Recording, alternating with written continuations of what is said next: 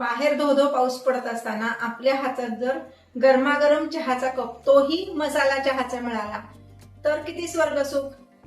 नमस्कार, आऊचा खाऊ या युट्यूब चॅनलवर मी मेधा तुमच्या सगळ्यांचं मनापासून स्वागत करते. आज आपण बघणार आहोत चहाचा मसाला कसा करायचा आणि या मसाल्यापासून छान दाटसर चहा कसा करायचा. छोट्या छोट्या टिप्स सह रेसिपीकडे जाऊया.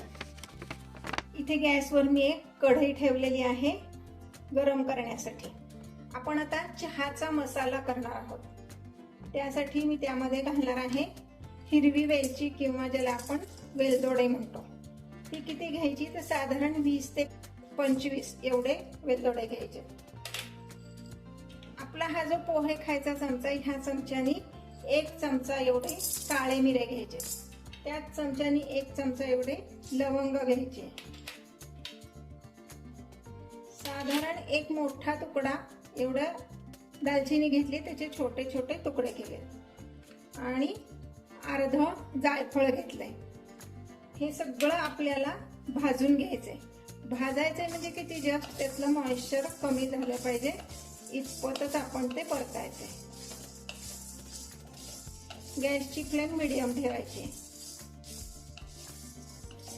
तुम्ही अगदी घड्याळ लावून जर बघितलं तर बरोबर 1 मिनिट एवढं आपण हे भाजणार आहोत.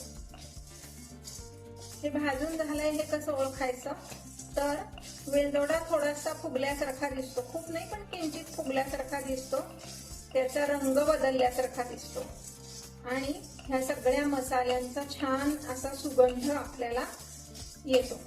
त्याच्यावरनं ओळखायचं की मसाले आपले भाजून झाले. आपला हा मसाला आता भाजून झालेला आहे. हे कसं ओळखायचं तर इथे जर तुम्ही बघितलं तर हे पहा, या वेलदोड्याचा रंग बदललेला आहे आणि असं जर आपण दाबला तर हा उकळल्यासारखा झालाय. हे पहा, म्हणजे हा आपला मसाला सगळा भाजून झालाय. मी आता गॅस बंद करते आणि हा मसाला ताटलीत काढून घेते. आता पुन्हा मी गॅसवर कढई ठेवली. गॅस अगदी बारीक ठेवलेला आहे. त्यामध्ये मी घालणार आहे 1 मोठा बाउल एवढा गवती चहा. हा खूप भाजायचं नाहीये, त्यातलं जस्ट मॉइश्चर, अगदी तुम्ही हाताने जरी असं केलं तरी त्यातलं मॉइश्चर कमी होईल. गवती चहा मार्केटमधनं आणला की स्वच्छ धुवायचा, त्याचे असे बारीक बारीक तुकडे करायचे आणि एक पूर्ण दिवसभर फॅन खाली हे वाळवायचे. मग तुम्ही म्हणाल फॅन खाली वाळवल्यावर परत कढईत का गरम करायचं, तर ते छान असं त्याचं कुरकुरीत होईल आणि आपल्याला ते मिक्सर मधनं काढायला सोपं जाईल. म्हणून आपण हे असं गरम करून घेतो. एक अर्धा मिनिट सुद्धा ह्याला आपल्याला पुरणार आहे. हे मी टोटल 1 मिनिट भाजून घेतलंय. आता मी हे एका ताटलीत काढून घेणार आहे आणि गॅस बंद करणार आहे. आता मी काय करणार आहे, गॅस बंदच आहे पण ही कढई खूप गरम आहे, तर ह्या कढईमध्ये मी अर्धी वाटी एवढी सुंठ पावडर घालणार आहे.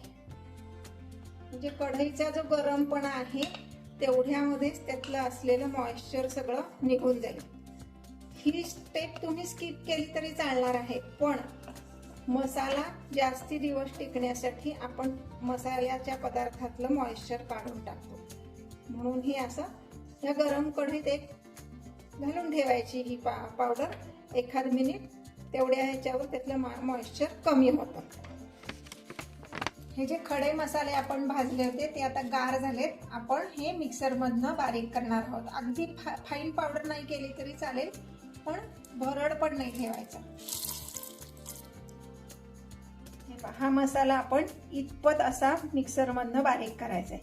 अगदी फाईन पावडर करायची नाही. फाईन पावडर केली की काय होतं, आपण जेव्हा चहा गाळतो गाळण्यात ना, तेव्हा ही सगळी मसाल्याची पावडर कपात खाली बसते. आता हा जो गवती चहा आहे ना, ह्याची पण आपण मिक्सर मधनं पावडर करून घेणार आहे.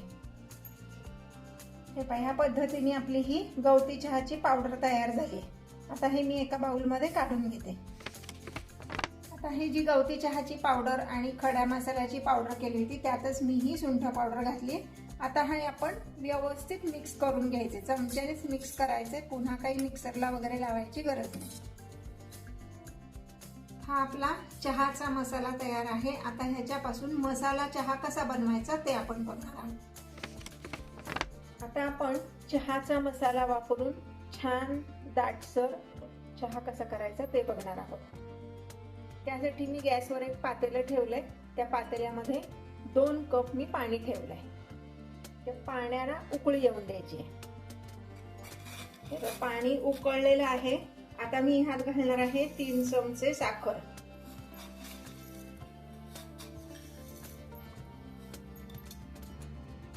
साखरेचं प्रमाण तुमच्या आवडीनुसार तुम्ही कमी जास्त करू शकता. चमच्याने हलवून साखर विरघळून घ्यायची आणि आता ह्यामध्ये मी घालणार आहे चहा पावडर. 3 चमचे एवढी चहा पावडर घालायची.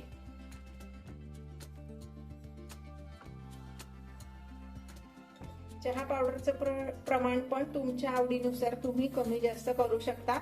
गॅसची फ्लेम मी मीडियम ठेवली. हाय फ्लेमवर करायचं नाही, मीडियम फ्लेमवर करायचं. आणि शक्यतो चमच्याने सतत हलवायचं. म्हणजे काय होतं, चहा उतू जात नाही आणि आपला गॅस पण खराब होत नाही. आता एकदा हे उकळायला लागलं की मी गॅसची फ्लेम बारीक करणार आहे. चहा पावडर घातल्यानंतर 5 मिनिट एवढा आपण हा चहा उकळलाय. आता ह्यामध्ये आपण चहाचा मसाला घालणार आहोत. तो किती घालायचा आहे तर आपला पोहे खायचा जो चमचा असतो तेवढा 1 चमचा एवढा चहाचा मसाला घालायचा. आपण चहा पावडर घातली त्यावेळेसच आपण चहाचा मसाला मुद्दाम घातला नाही. कारण काय होतं, तेव्हाच जर आपण चहाचा मसाला घातला तर चहा दाटसर होत नाही, चहा पातळच राहतो. म्हणून आधी चहा उकळून घ्यायचा आणि मग त्यामध्ये चहाचा मसाला घालायचा. त्यामुळे चहा दाट पण होतो आणि मसाल्याचा स्वाद पण त्याला चांगला लागतो. आता मी एकीकडे दूध तापत ठेवते. मसाला घातल्यानंतर 1 मिनिट आपण हे पुन्हा उकळून देणार आहोत. एक छोटीशी टीप सांगते, ती लक्षात ठेवा. चहा करताना नेहमी ताजं दूध वापरायचं, म्हणजे चहा अगदी छान दाटसर आणि क्रीमी असा लागतो. चहा करण्याची प्रत्येकाची पद्धत वेगळी असू शकते. मी माझी पद्धत दाखवते. आता दुसऱ्या गॅसवर मी जे दूध तापत ठेवलं होतं ते छान गरम झालेलं आहे आणि हा चहा पण आपला उकळलेला आहे. मी दोन्ही गॅस आता बंद करते. हे आता हे जे गरम झालेलं दूध आहे त्यामध्ये मी चहा घालणार आहे. बरेच जण काय करतात, चहा उकळून झाला की त्यामध्ये दूध घालतात. त्यामुळं काय होतं, चहा बऱ्याच वेळा उग्र होतो. आणि दुसरं म्हणजे आपण चहा उकळताना त्यात दूध घातलं तर बरचसं दूध त्या चहा पत्तीमध्ये वाया जातं. ह्या पद्धतीने चहा केल्यावर काय होतं, दूध वायाही जात नाही आणि चहा उग्र पण होत नाही. हे पासा आपला हा मस्त क्रीमी टेक्स्चरचा, फार काळा नाही फार पांढरट नाही, असा परफेक्ट कलर, परफेक्ट चव आणि परफेक्ट त्याचा थिकनेस असा चहा तयार झालेला आहे. हा आपला छान घट्ट मलईदार आणि मसाला चहा तयार आहे.